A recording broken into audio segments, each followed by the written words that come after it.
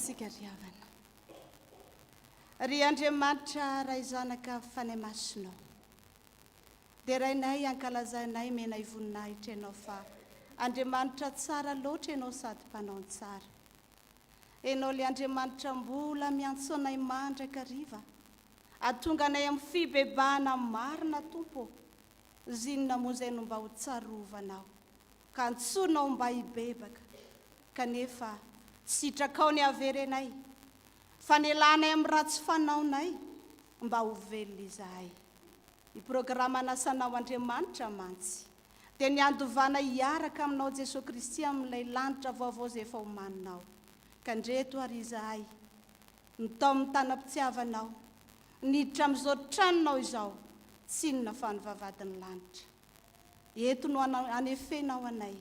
Eto no anamboaranao anay. Eto ny resany fanay masina aminay. Atonga anay hibebaka marina. Misaotra indrindra noho fotoana ity. Inona marimarina ara fa eto foana ianao. Efa niandry anay teto ianao melohan'izao fotoana izao. Hatreo fen'izao fotoana izao tompo dia hoeniky ny voninahitrao. Izany vavaka sandratray. Atambatra amin'ilay vavaka nampianarinao manao hoe rainay izany an-davitra. Famasina ny anaranao. Ho tonga ny fanjakana. Atao any sitraponao etsy atany tahaka ny an-davitra. Meo anay mihinana zaza ho anay. Ary mamelany tahaka naminay izay meloko taminay. Sampondro ny fakapana. Manao fana ny ratsy. Manao fanjakana sy mitra. Ary ny voninahitra mandrakizay. Mipetraka ny fiangonana.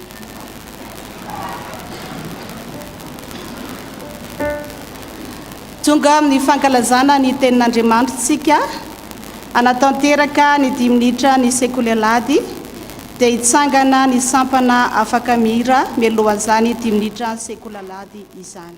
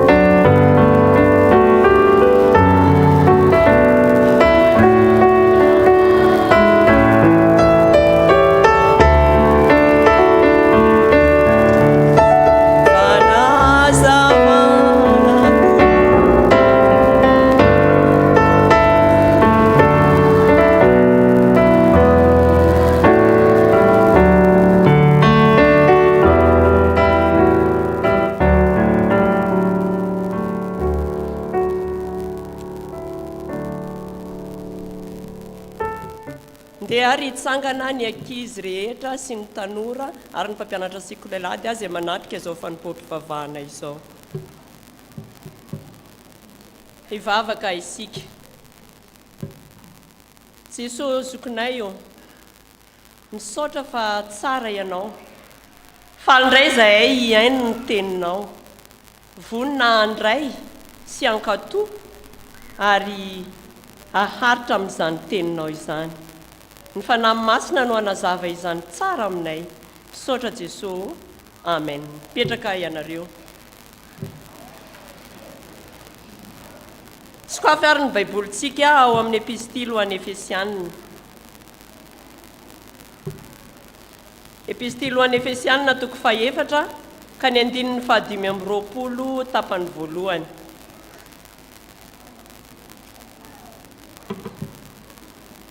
Efesianina toko 4 ny 5:20 tapany voalohany. Rehefa mahita dia ndeo antsika rehetra maki azy amin'ny anaran'i Jesosy manao hoe ko Jesosy ny lainga ka samia milaza ny marina amin'ny namany avy ianareo rehetra. Ndao averintsika ndray mandeha hoe ko Jesosy ny lainga ka samia milaza ny marina amin'ny namany avy ianareo rehetra. Io teny eto amin'ny soratra masina eto io dia mitovy hevitra amin'ilay hitantsika any amin'ny Lioka toko 12 ka ny 5.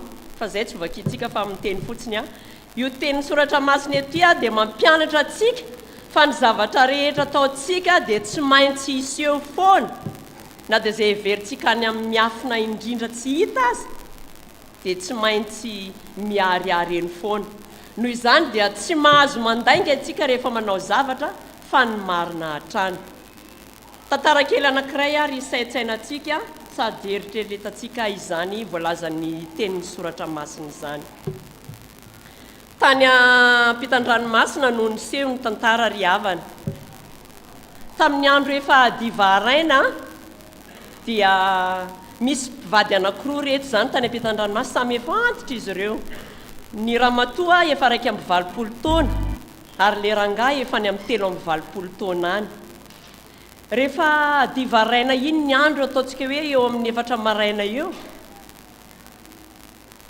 jerena taitra ty ramatoa vavy antitra jerena fa nyrehitra ny jiro tao amin'ny garazy ary nisy ny sikotra ny varavarana nitairiny ty rangahy efa antitra moa na hiarina zany raha matsiaro izy sasahirana ihany hiarina eo am-pandriana hitan'le rangahy zany fa nifoy izy nitsikirika izy nijereny fa misy jiolahy 10 misikotra n'ilay varavaran'ny garazy teo le rangahy antitra zany na tsiaro izy hoe ndao hiantso polisy niantso polisy izy ary niangavy azy ireo ho avy aingana satria fantantsara fa tsy misy afa-tsy izy mivady ihany ny ao atokantrano inona ny zavaniseho ianareo nilaza ilay polisy fa hoe tsy misy ekipa ho afaka ho any aminareo izy raha namonjy anareo tsy hita moa zay ho tenen'ny ty laantitra fa nisaina kely fotsiny izy afaka 2 minitra teo izy a dia nilaza lay antitra ny telefona izy nilaza izy hoe niantso an'le polisy izy notifiriko izy izy ka maty daholo reo jiolahy 5 a zay nisikotra ny varavarana inona ny zavanisy ho ianareo tsy tapitapitra zay iny fa tonga daholo le ny mpitandro ny filaminana tsy vitany hoe taony mitondra tômôbila taony mitondra moto eny fa nany helikoptera raha fa tonga daholo amonjy fa hoe nafaty 5 an'ilay jiolahy le inga antitra taperitsika eo ny tantara inona ny lesina azo raisitsika amin'izany ry havana tandremo ny mandainga lainga ny tenin'ny polisy fa hoe tsisy ekipa ho azonay alefa any aminareo amonjy anareo kanefa rehefa nilaza ngia antitra fa hoe efa voatifitrako izy ny 10 fa maty daholo le jiolahy 5 iny fa tonga tampoka indray ny mpitandro ny filaminana andeha amonjy fa hoe maty ny jiolahy eto ry havana dia ny lesina azo tsoatsika dia hoe tandremo ny mandainga lainga rakizy sy ny tanora fa mamatotra atsika io lainga io ary mipoitra eny foana ny marina arak'ilay nolazaiko teo milaza le polisy fa hoe tsisy afaka ekipa olefa hamonjy anareo any inona nefa rehefa nandainga koa le rangahy antitra fa hoe maty ny jiolahy 5 iny fa tonga daholo indray izy fa hoe nafaty jiolahy le rangahy eto zany ry havana eny fa natsotratra n'olo dehibe aratsika amin'ny lainga zay ataotsika dia efa tratran'Andriamanitra sahady isika koa dia esory ny lainga ka samy milaza ny marina amin'ny namany avy isika rehetra araka n'izay voambara teo amin'ny Efesianina 4 ka ny 5:20 teo fotoana ny fanavoazana miantso antsika hibebaka tokoa ny tompo izao ny toetra mandaingalainga zany dia toetra ratsy aoka sika hiala amin'ny toetra rehetra zay mbola mamatopatotra atsika tsy hananantsika fibebahana eo anatrehan'Andriamanitra koa dia mibebah isika fa izany ihany no andovantsika ilay fiainana mandrakizay vavaka isika misaotra anao zay Jesosy zokinay io ny amin'ny teninao mampianatra anay hatrany mba tsy hiaina amin'ny lainga fa tena mamatotra anay tokoa ane zany lainga zany miantso anay ianao amin'ny fibebahana hatrany satria izany tokoa no hananana ilay fiainanao aminao Jesosy Kristy tompo tefeo zahay Jesosy avaozy izahay amin'ny anaranao Jesosy Kristy tompo amen.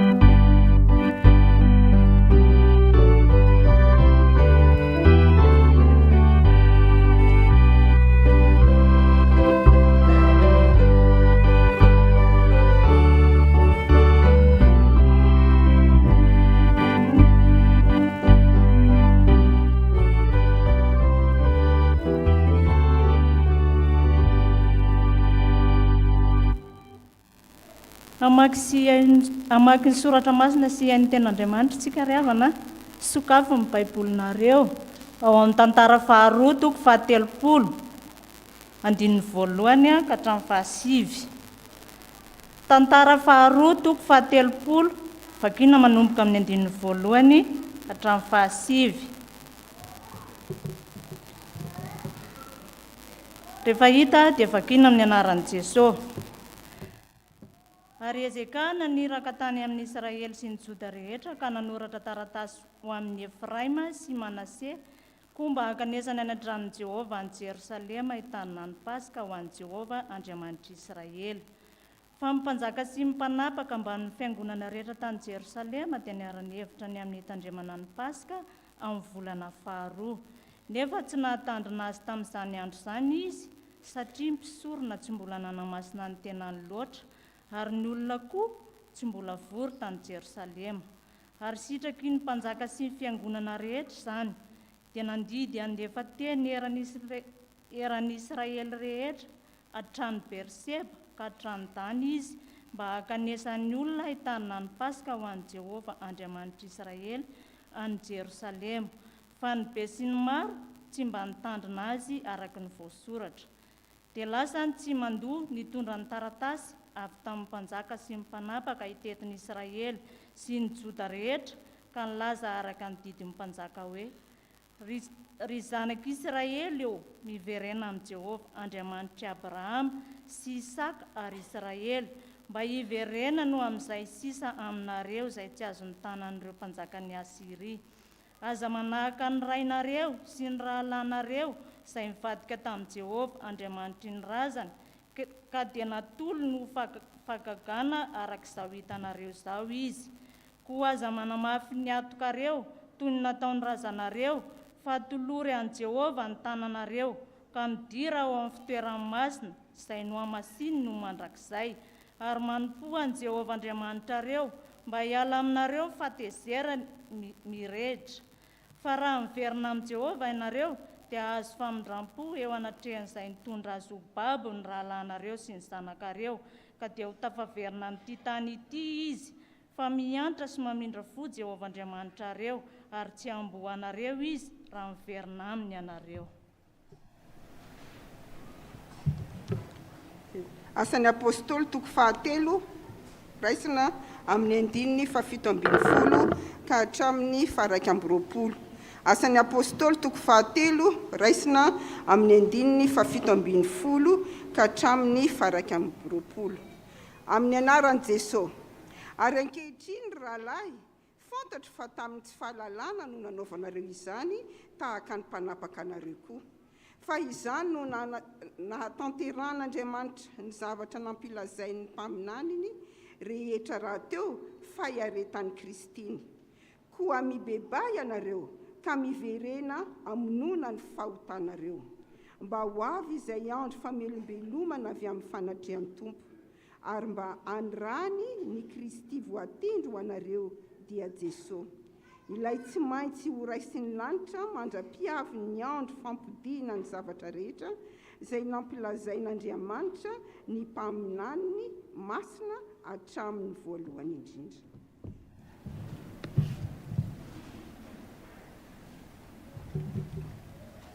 Filazany tsara araka ny Luka toko fahatelo ambin'ny folo hatomboka ny andimy voalohany ka hatramin'ny fahadimy. Luka toko fahatelo ambin'ny folo hatomboka ny andimy voalohany ka hatramin'ny fahadimy. Oky tsangana hitsana ny filazany tsara. Amin'ny anaran'i Jesosy. Ary tamin'izany andro izany misy ny sasany teo izay nanambara tamin'i Jesosy ny nanjony Galiliana izay naharoaro ny Pilato tamin'ny fanatiny ny rano. Fa Jesosy namalika nanao taminy hoe: ataonareo va fa ireny Galiliana ireny no mpanotamota noho ny Galiliana rehetra satria nozoizany zavatra izany? Tsia, hoy izao aminareo, fa raha tsy mibebaka ianareo dia ho ringana tahaka izany koa ianareo rehetra.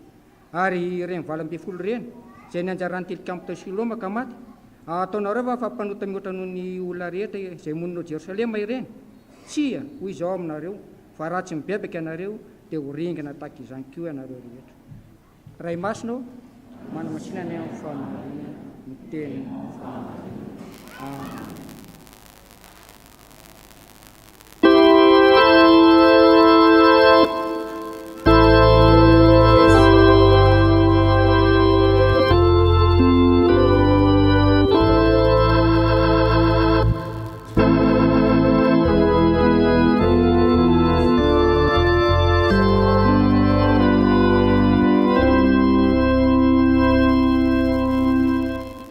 tompona mivavaka isika tompoko Andriamanitra nahary izao tontolo izao tamin'ny alalan'ny teninao ianao ary namonjy anay tamin'ny alalan'i Jesosy Kristy ilay teny tonga nofo misaotra anao izahay satria mbola afaka namaky ny teninao teto ankehitriny ary amin'izao fotoana izao dia tonga amin'ny fotoana izahay andraisanay ny afatra avy aminao koa ny fanahinao masina ne hiasa ao anatinay tsirairay avy anendry ny lela mpanomponao mba anambarany aminay izay tena sitraponao ary izay mpiainy kosa dia ho tanolonaka niriny ny teninao mitenena ary tompo fa voninkiaino anao izay mpanomponao amin'ny anaran'i Jesosy no anaovanay mivavaka amen.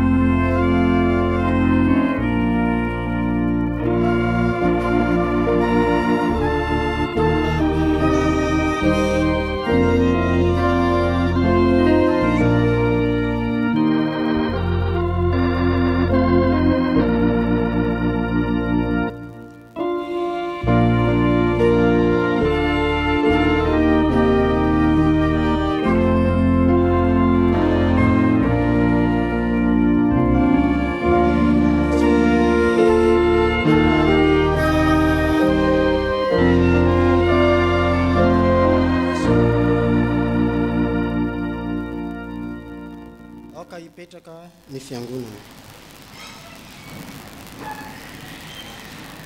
ho aminareo rehetra ne ny fahasoavana sy ny fiadanana avy amin'Andriamanitra raitsika sy Jesosy Kristy tompo amen. Ny asin'ny apôstôly toko 7 ny andininy 17 hatramin'ny andininy 20 no akatsika ny afitra ny tenin'Andriamanitra amin'ity anio ity. Amin'izao androtsika izao dia maro ny olona miaina ao anatin'ny tsy fahalalana ka manda an'Andriamanitra. Maro ny manao fahotana tsy ampeverana ary maro koa no tsy miraharaha ny antson'Andriamanitra ny amin'ny fibebahana. Toy izany indrindra ihany koa ny jiosy tamin'ny andron'ny Petera izay tsy nahafantatra fa i Jesosy no ilay Mesia sy mpamonjy.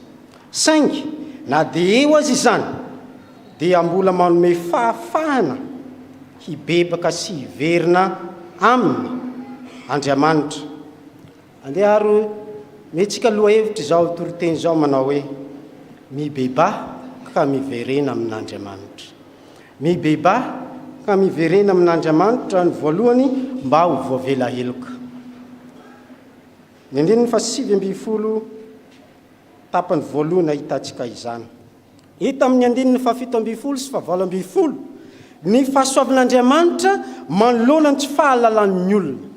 Ny fahasoavan'Andriamanitra manoloana ny tsy fahalalan'ny olona.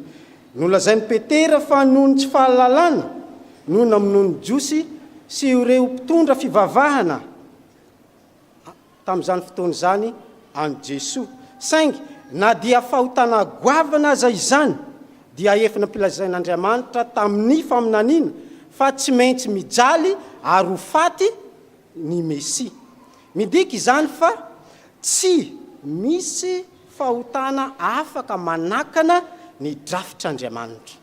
Tsy misy fahotana afaka manakana ny drafitr'Andriamanitra ny amin'ny famonjeny.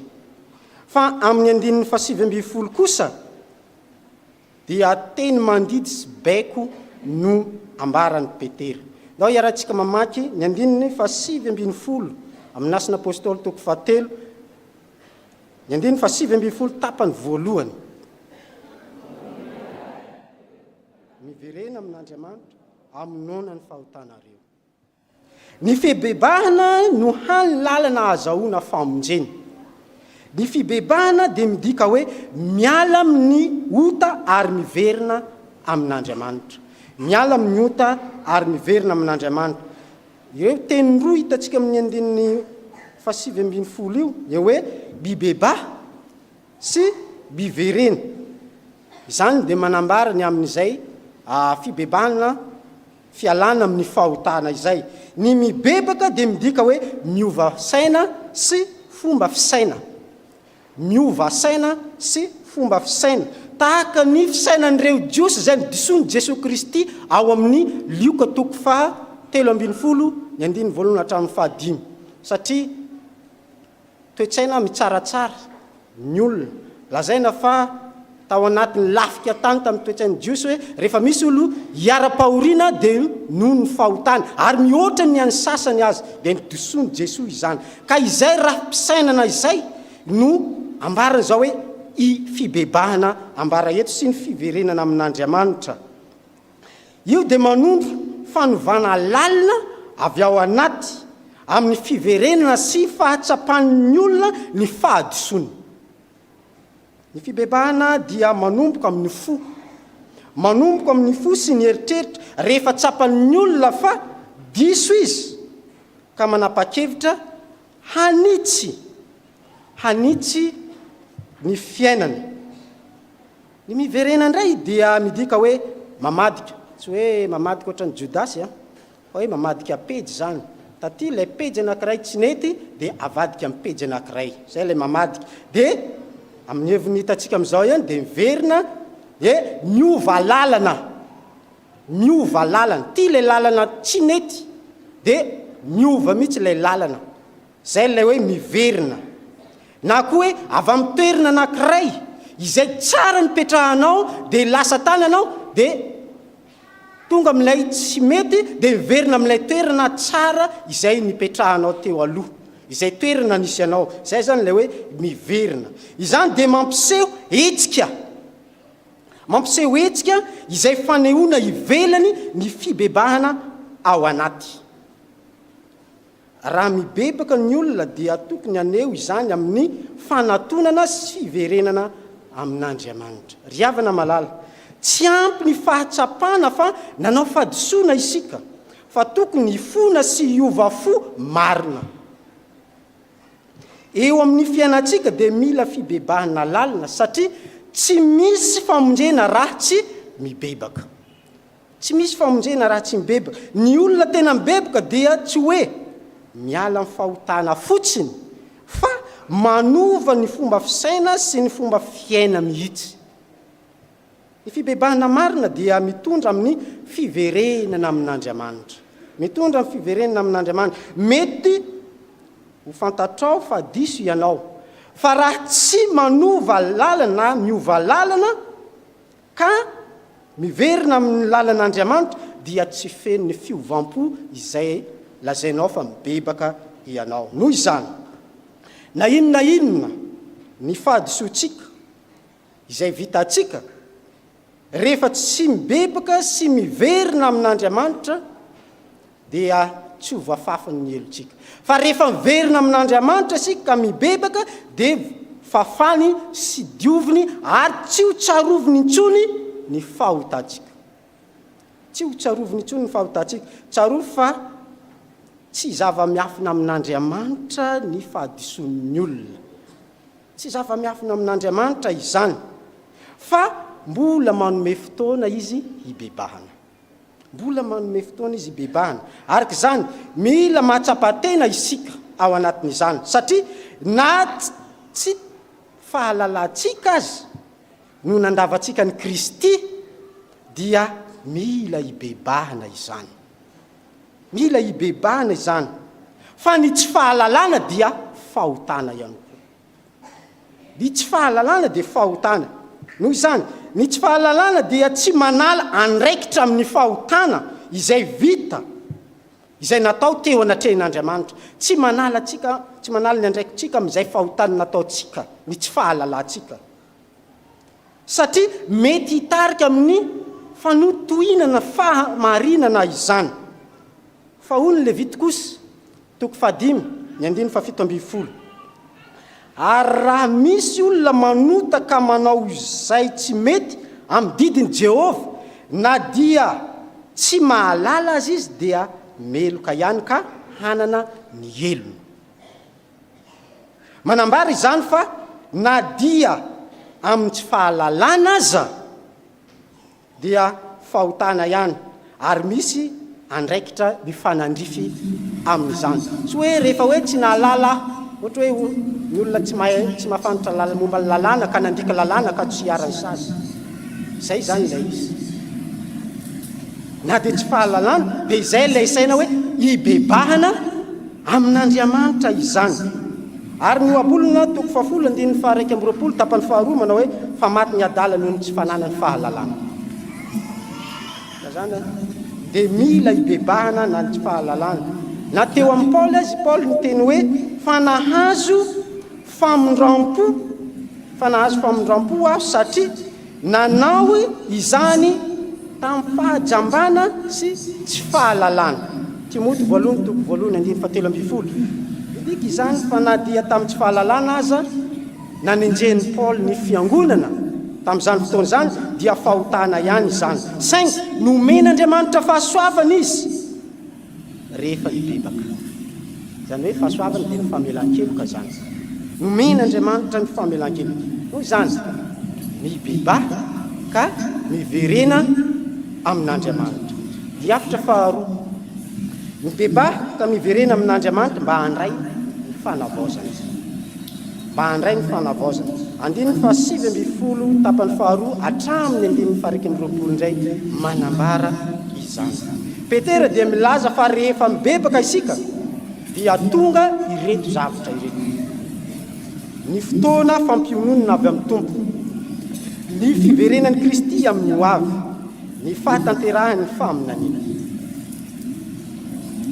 izany dia midika hanome fiadanana sy fanavaozan'Andriamanitra ho an'izay rehetra mibebaka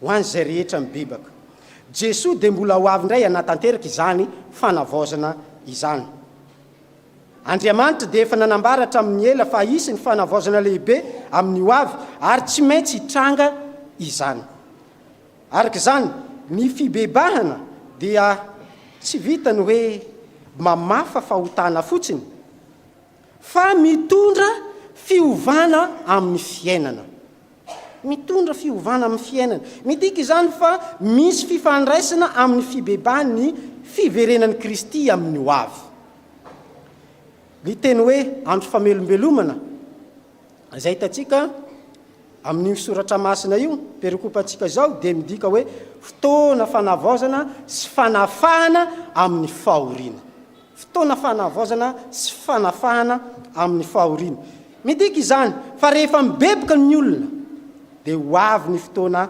ahafahana azy amin'ny fahotana ho avy ny fotoana ahafahana azy amin'ny fahotana sy fahoriana ary ny fitsaran'Andriamanitra ny dikany manaraka dia ny hoe fahasoavana ho an'ny olona ankehitriny rehefa mibebaka dia mahazo fiadanana sy fahafahana amin'ny fahotana ry havana tsarovy fa Andriamanitra dia nanendry sy naniraka ny Jesosy Kristy ho mesisy mpanavotra i Jesosy no ilay nampanantenaina tamin'ny testamenta taloha ilay anatanteraka ny fanavotana ilay anatanteraka ny fanavotana koa tsy misy ny famonjena hafa ankoatran'i Jesosy Kristy izy ihany ny fanavotana ho antsika mila manaiky azy ho tompo sy mpamonjy ary mpanavotra isika izy no ilay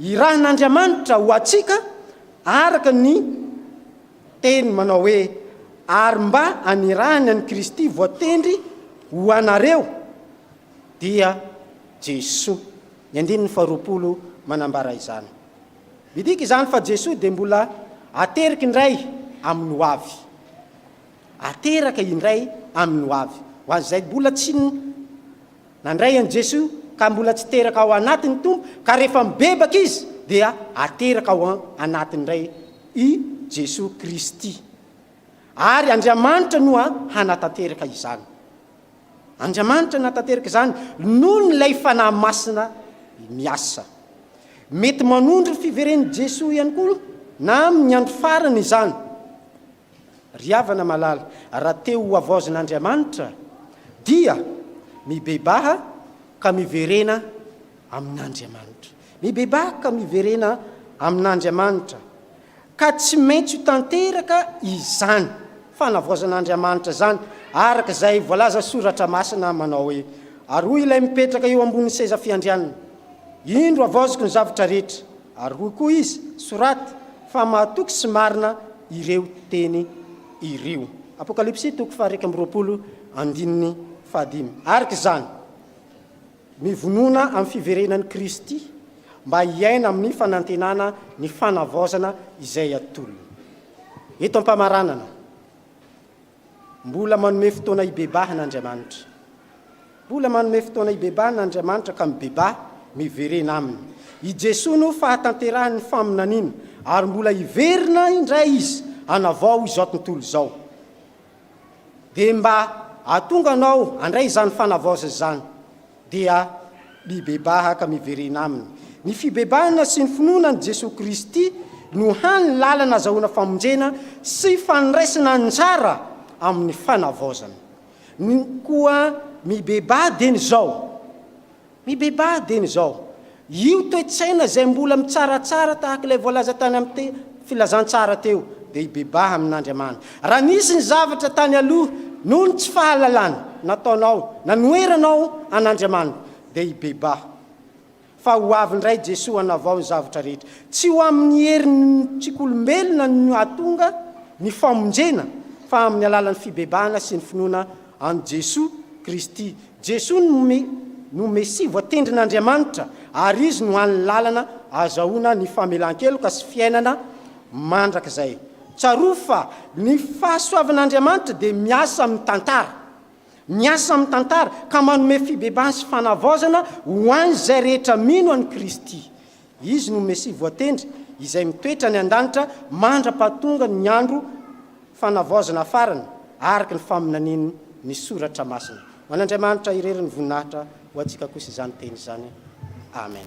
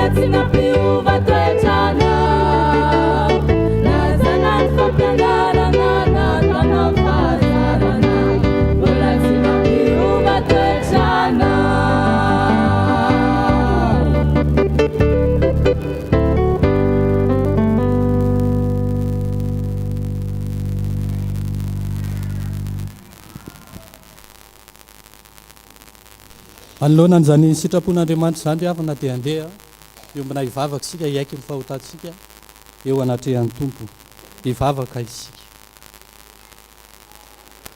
Eny ry tompo andriamanitra rainay ao anatin'ny tsy fahalalana tokoa izay ankehitriny, kanefa ndraindray dia mirehirehny amin'izay fahalalana kely mba hanananay, fa manoloana ny teninao dia maizina izahay, tsy malala akory izay lalana tokony izoranay, fa ankehitriny ianao dia miantso anay bebaka hiverina aminao Andriamanitra mba ho voavela eloka. Ary ankehitriny tompo dia mifona hitanatrehanao izay satria fantatray tokoa fa ao aminao rery ihany no misy ny famelan-keloko, fahasoavana raisinay maimaimpona avy ao aminao zany. Koa mifona eto anatrehanao izay tompo, ny amin'ny toetsainay izay temy tsaratsara, manoloana ny fahavoazan'ny namana, manoloana ny fahafatesan'ny hafa, dia malaky mitsara izahay hoe reny ny toetrany koa izy ny tsy ho voa. Izany indrindra tompo ny tena fiteninay, ary menatra izahay manoloana izany satria na izahay ary ange dia ratsy eo anatrehanao satria tsisy miafina aminao ny momba anay rehetra. Miaiky izay tompo fa diso ny amin'izay teny rehetra nalokin'ny vavanay, ny lelanay izay mamitaka malaky mandainga. Miaiky izay ankehitriny tompo, ary matsiaro diso manoloana izany fahatsaranao izany.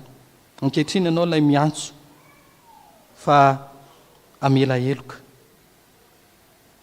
Mifono aminao ihany koa izay tompo, fa ny fitondran-tenanay izay na ifampahafantarina anay ara-marina dia tsy mety miverina izahay. Mizotra mandrakarivo ho amin'ny fahenena sy ny fahalalan'olombelona ka menatra na ny verina azy. Kanefa ankehitriny dia mahatoky izay tompo fa Andriamanitra mpanavao ianao, tsy tia ny fahaverezanay ianao, fa tianao izay ny avao mandrakariva, ny ho tsara, ny aina amin'ny sitraponao Andriamanitra. Koa mamindrafo aminay tompo, mamelany elokay, aza tsarovana itsony ireo izay mety fahadisoanay, ary ianao no efa nandrava ny hevitra mampisaraka anay aminao, dia raiso izahay tompo, raiso anao. Ankehitriny dia mivavaka izahay, manao izao vavaka mangina izao, mitondra teny eo anatrehanao ny amin'izay ratsy vitanay.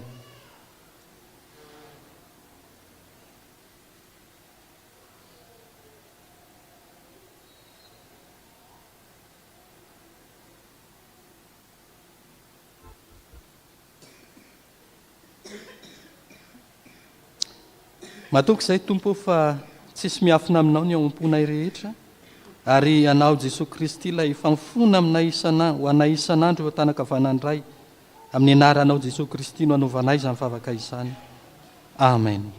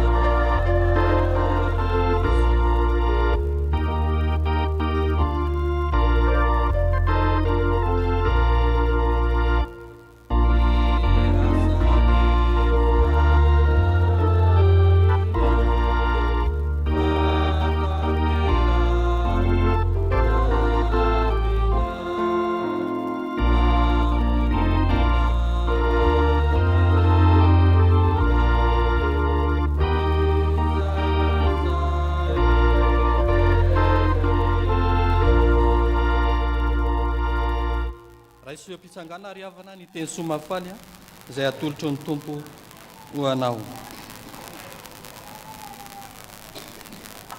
Hoy ny tompo aminao hoe izao efa nandevina ny fahadisoanao tahaka ny fandevina ny zavona ary ny fahatanao tahaka ny raona, koa miverena amiko fa efa nanavitra anao aho, fa efa tonga ny zanak'olona hitady sy hamonjy ny very. Koa ianao izay mibebaka marina tokoa, voavela ny eloko noho ny anarany masina. Aleloia, amen. Sambatra ny olona izay voavela ny elony sy voasarina amin'ny fahotana. Sambatra ny olona izay tsy sain'i Jehovah eloka ary tsy misy fitaka ny fanahiny. Amen.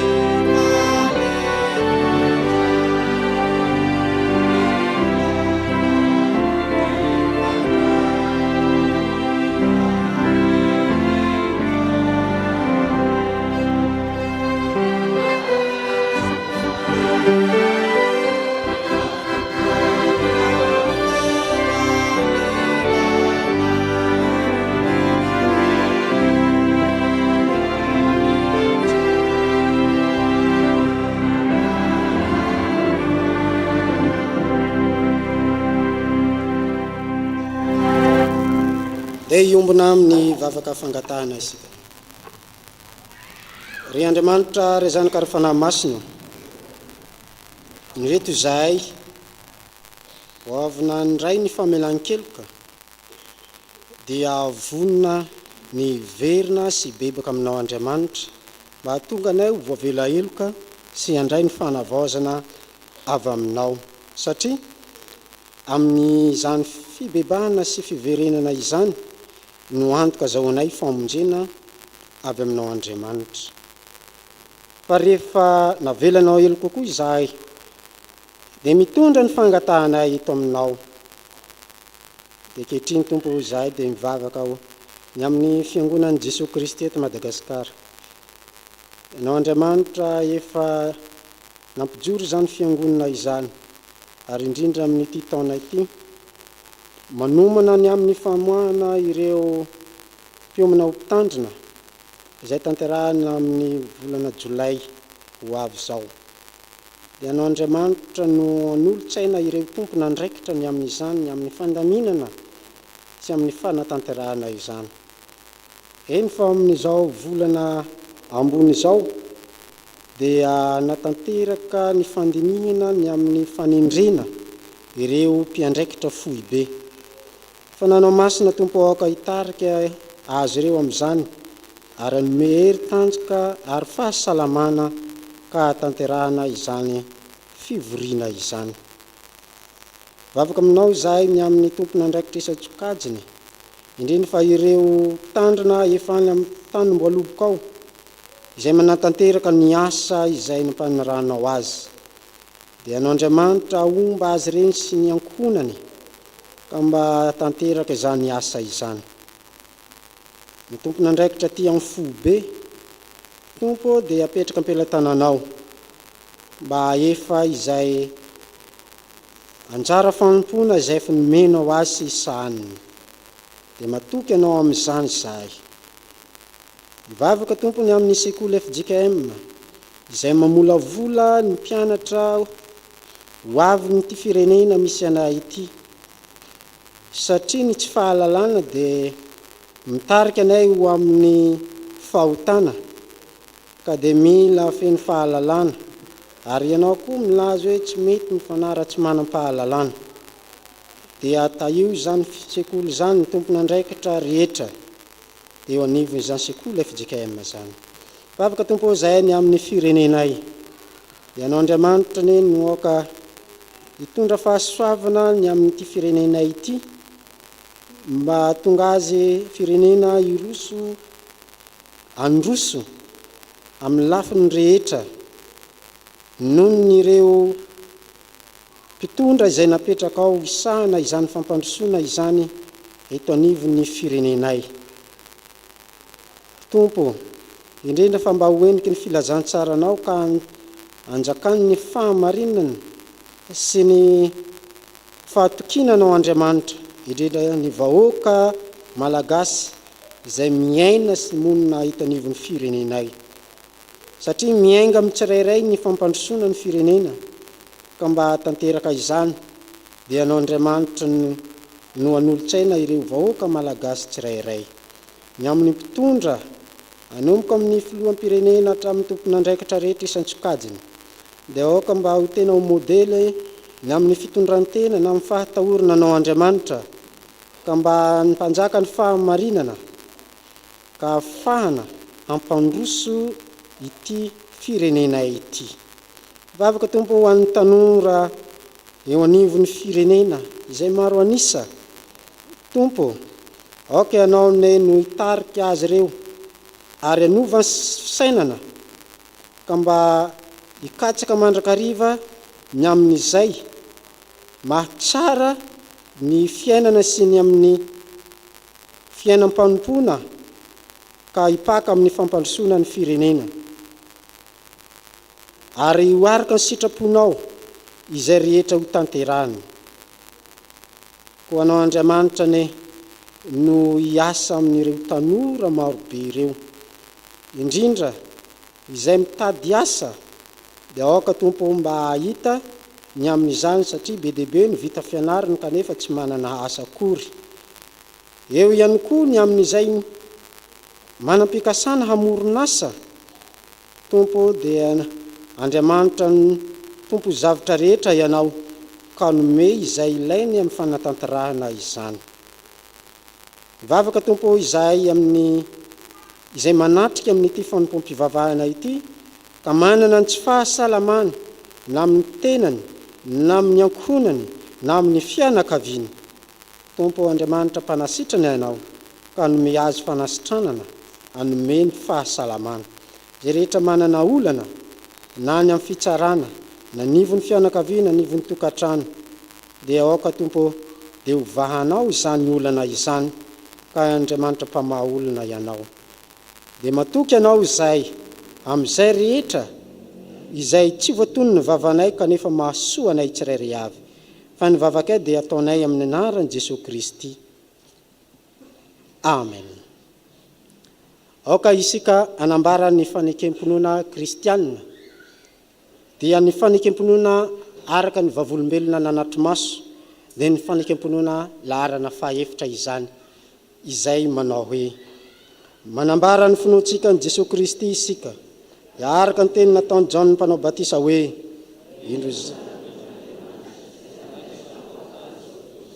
sy araka ny teny nataon'i Andrea hoe sy araka ny teny nataon'i Natanaela hoe Rabio ianao ny zanak'Andriamanitra ianao ny mpanjakan'i Israely sy araka ny teny nataon'i Samaritanina hoe sy araka ny teny nataon'i Petera hoe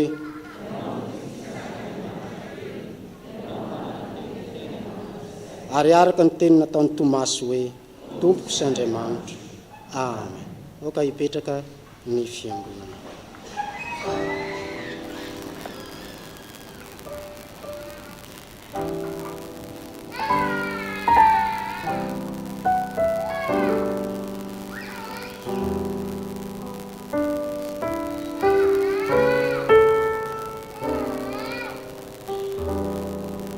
tonga amin'ny fotoana izay lazana ny vaovaon'ny fiangonana isika zao.